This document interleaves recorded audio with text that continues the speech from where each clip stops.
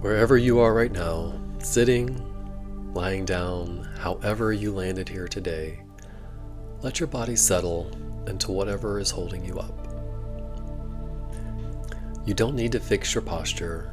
You don't need to perform stillness. You spent enough of your life performing.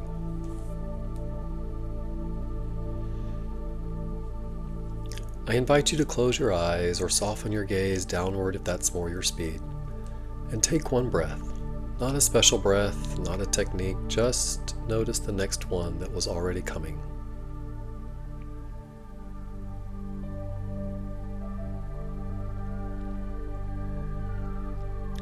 Here's what I want you to know before we go anywhere. You did not come here because something is wrong with you. You came here because you built something real. A company, a career, a bank account, a reputation. And somewhere underneath all of it, a very quiet, very persistent voice keeps saying, "This isn't it."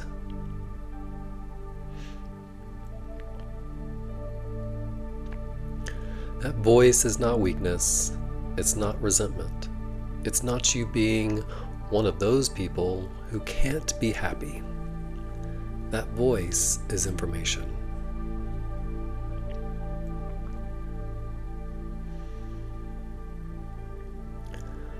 Right now, we're not going to talk you out of that voice. We're not going to convince you to be grateful for what you have, as if gratitude were a switch you forgot to flip. We're going to go find out what that voice is protecting.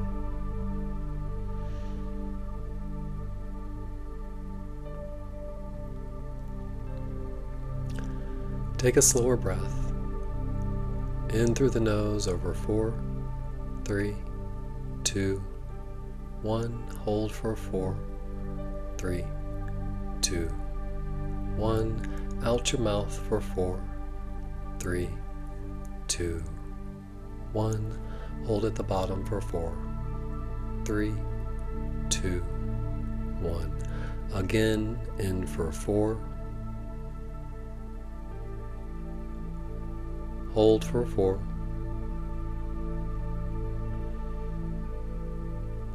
Out your mouth for 4.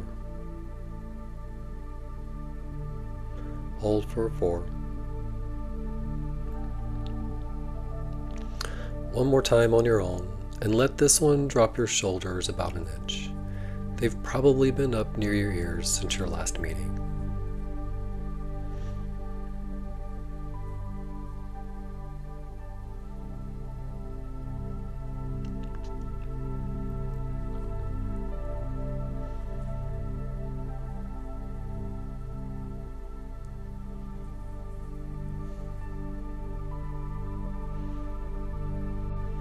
Good. Let your breath return to its natural rhythm. I invite you to picture the version of your life that looks from the outside like you've arrived.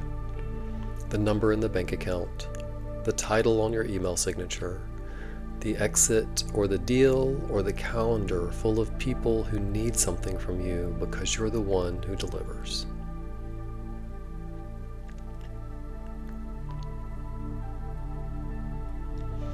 See it clearly. Don't soften it. Don't minimize it. You built that. That's real. That took a kind of relentlessness most people don't have.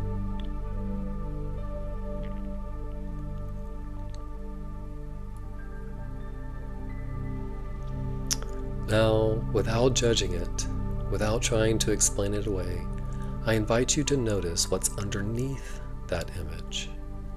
Not what you'd say in an interview, not the version for LinkedIn. Your internal weather system running underneath your rib cage on an ordinary Tuesday, after the win, after the launch, after the thing you thought would finally make you feel like you made it.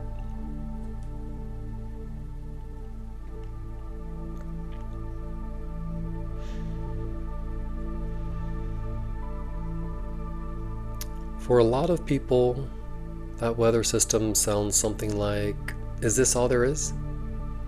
Or, "When are they going to figure out I'm not actually good at this?" Or, "I don't even know what I want anymore." I just know how to win.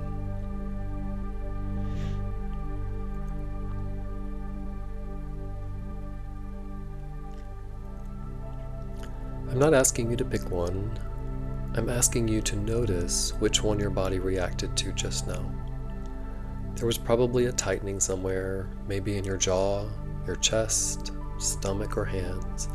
That reaction is data. Let it be there and don't feel the need to chase it away.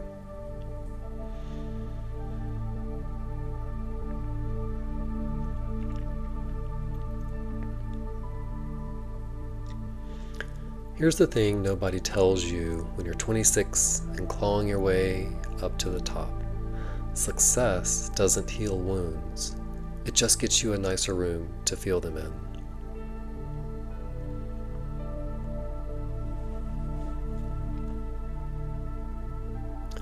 The nervous system that drove you to build all of this, the one that learned a long time ago that being enough was conditional, that nervous system is still running the same old code. It doesn't know that you made it. It doesn't read revenue reports.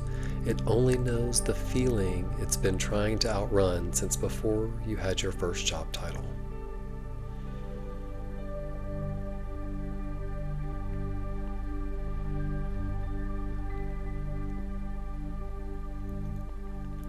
So we're going to go find that code, gently, on purpose, with your permission, and only as far as you're ready to go today. If it gets challenging, feel free to take a break. I invite you to let your breath get a little slower now. Nothing dramatic, just enough space between the in and the out.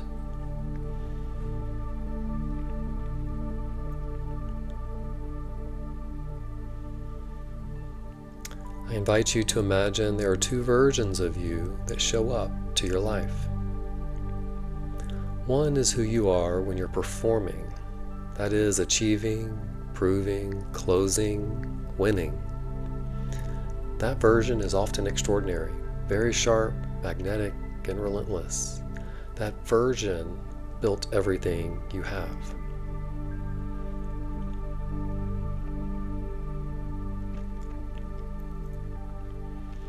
The other is who you are underneath the performance, before the armor went on, the one who existed before you learned what got you praised and what got you punished, or worse, what got you ignored.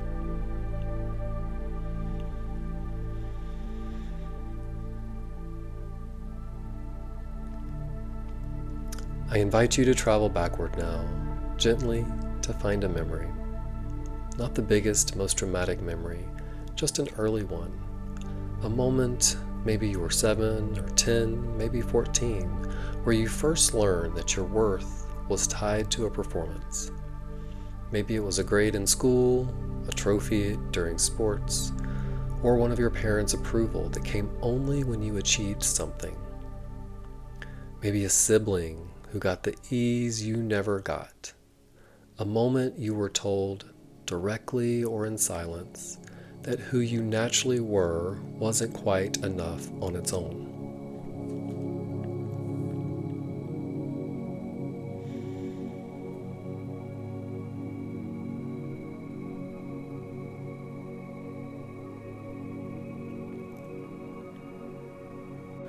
You don't need to narrate it to yourself in detail. You don't need to relive it. Just let it surface, like a photograph floating up through the water. Let yourself see the room, the people, the age you were. Notice any smells or colors that may be present.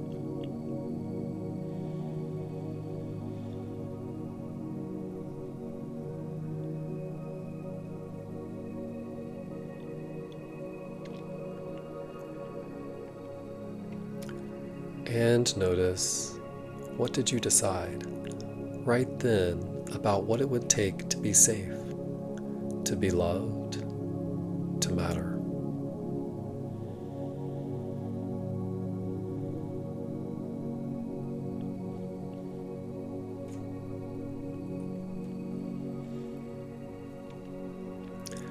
It may be, I have to be the best or I disappear. It could also be, if I'm not useful, I'm not wanted. You may also realize that feelings are a liability. Competence is the only currency that's ever kept me safe. It could also be, I have to do it alone because asking for help means I'm weak, and weak people get left.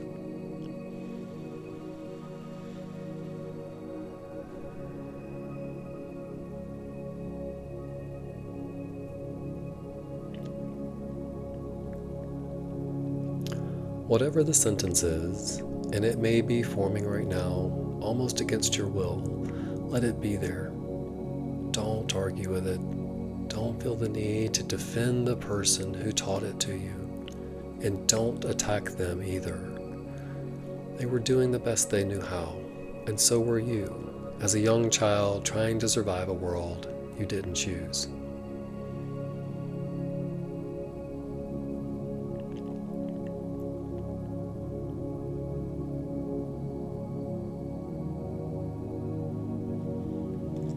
I invite you to understand clearly, right now, that sentence was never true.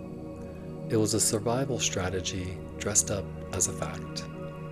Your younger nervous system didn't have the capacity to know the difference between I need to earn love and love is unconditional. It just adapts to whatever keeps it safest.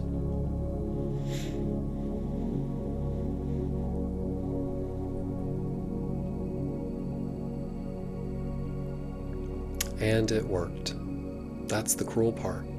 That belief worked. It built your career. It built your reputation. It is, in a very real sense, responsible for a great deal of what you're proud of.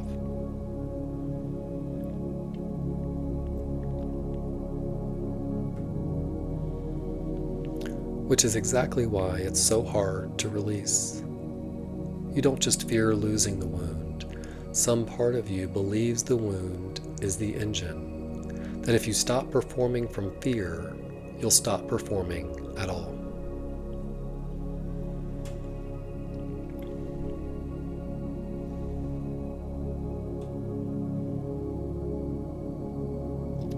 I invite you to ask that part of you, gently, right now, what has this belief cost me?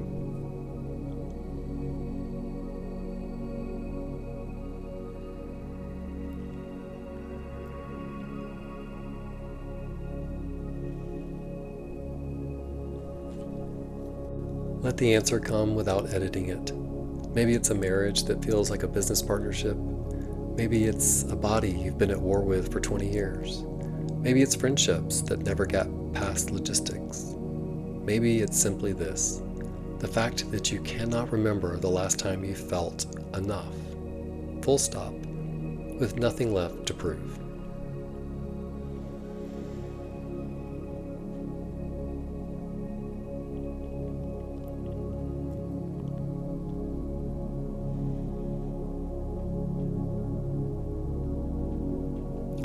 Let that cost be real. Don't rush to fix it.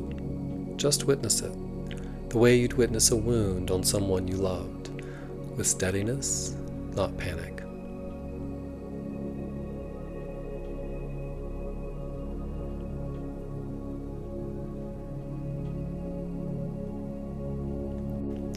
You built an entire empire on the back of a belief that was never true. That's not a failure. That is the most human thing in the world. And it means the belief can be renegotiated because you're not 10 anymore. And you're not powerless anymore. And the strategy that kept a child safe is not the only strategy available to the adult who is running the show now.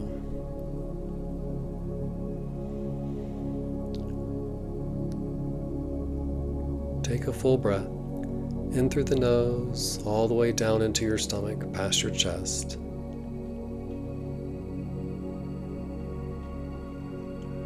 And let it out through an open mouth with sound if you want it. A sigh, a groan, whatever wants to move.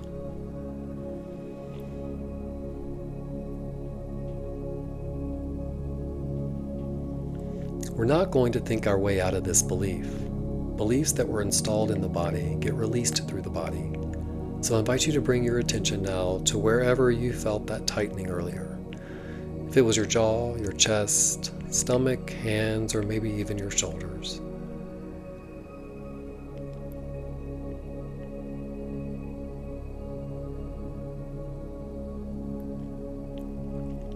Place a hand there if you can.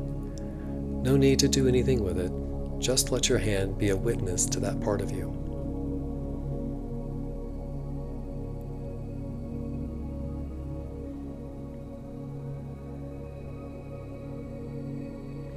Say internally or out loud if you're alone, I see you.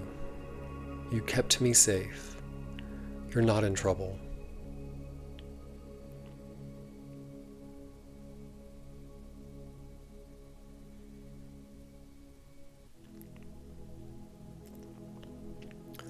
That part of you has been working overtime for decades. It has never once been thanked. It has only ever been driven harder. Let it feel, for these few seconds, what it's like to be acknowledged instead of used.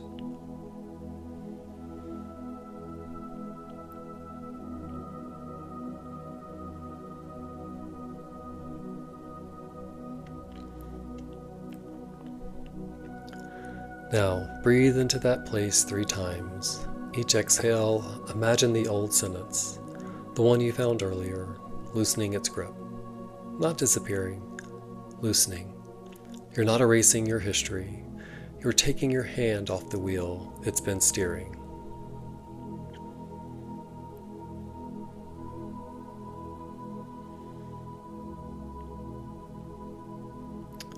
Breath 1, in and out.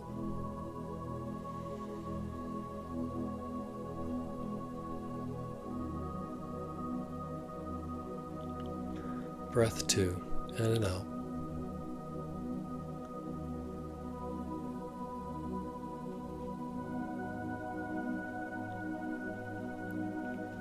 Breath 3, and let your hand come to rest.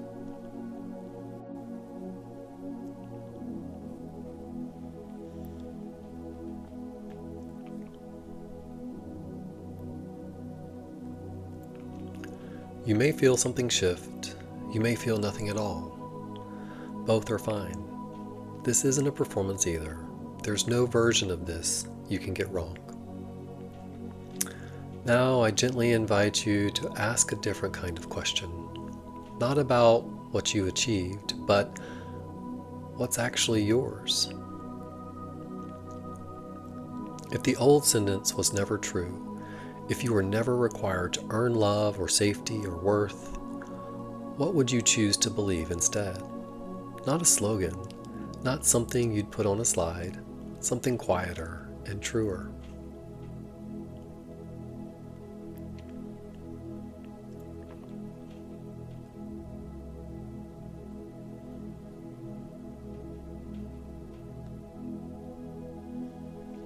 Maybe it's, I'm allowed to rest without losing my edge.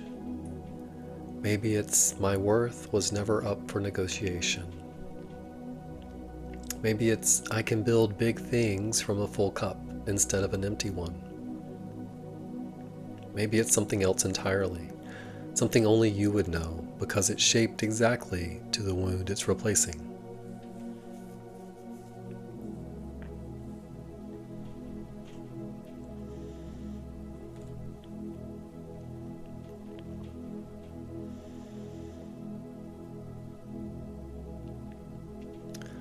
Let that sentence settle into your body, not just your mind.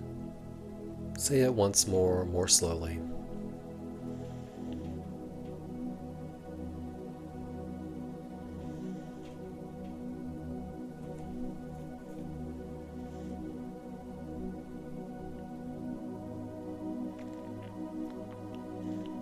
This isn't about becoming someone who doesn't care about winning anymore. You're still going to build. You're still going to lead. The drive doesn't have to die for the wound to heal. It just no longer has to run the whole operation from fear.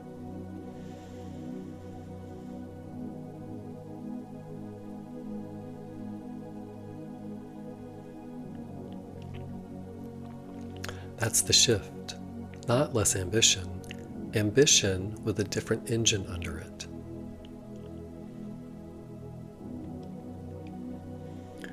Before you come back, I invite you to make one quiet commitment. Not a 5-year plan, not a strategy. Just one small, specific way you'll let today's insight touch your actual life this week. Maybe it's noticing the moment you reach for overworking to avoid a feeling. Maybe it's saying the new sentence out loud before a hard meeting. Maybe it's simply letting yourself rest for 10 minutes without justifying it to anyone, including yourself.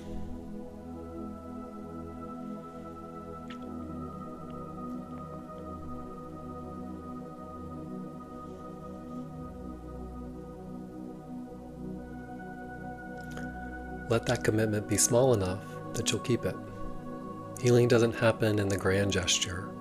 It happens in the 1,000 small moments where you choose the truer sentence over the old one.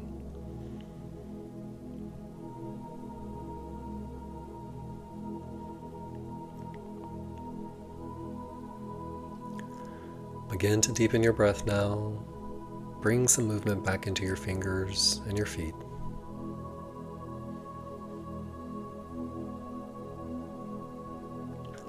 Whatever you found today, however much or little, you don't have to explain it to anyone. You don't have to perform your healing the way you've performed everything else. You just have to let it be true.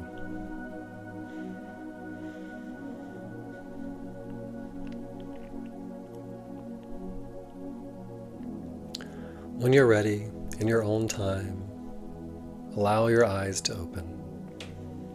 You've built the empire already. Now you get to live in it. If this was helpful, please like and subscribe for more. If you're ready to let go of that miserable feeling for good, click the link in the description and schedule a call with me.